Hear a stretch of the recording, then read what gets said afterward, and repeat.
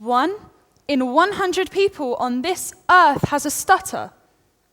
Now, I think that's strange because not many people really know what a stutter is. I can explain. A stutter can be the elongation of a word.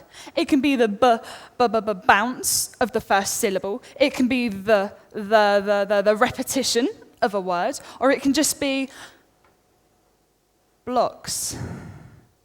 To the outside world, that's around it. But for stutterers, it's so much more than that. It's the little things you learn over the years, like watching people's eyes.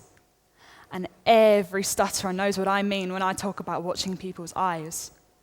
It's when you first stutter as a young child and you watch someone's eyes flick out of awkwardness to the clock, to you, to the clock, to you, to the clock.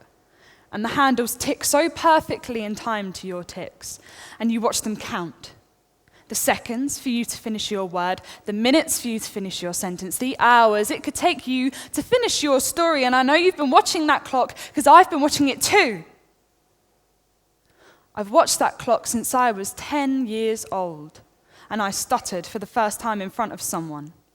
I had that clock engraved in me, and I fixed my eyes upon it when the words hitched in my throat and my chest tightened.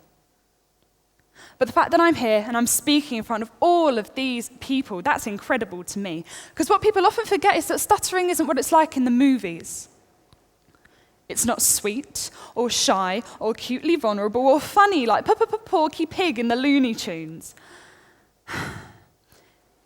It's breathlessness.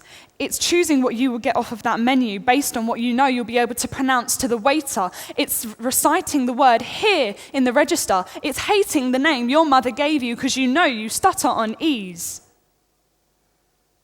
And then there's genetics. I got my stutter from my mum, and she never looked at the clock, and I thank her for that.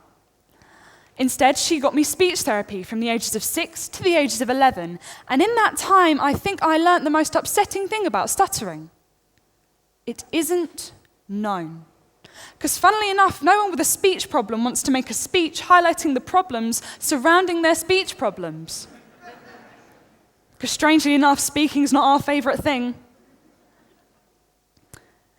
I'm up here because I want to be here for the other 1 in 100 who can't tell their mum about their day without repeating the word geography 7 times.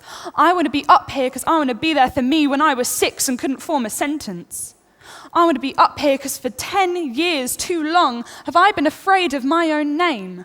I want to be up here because I know that my 8-year-old self would never believe me if I told her that one day I'd be in front of the Cambridge Theatre. 1,000 people. And on that day, my voice would flow like the River Nile among the seats. One day.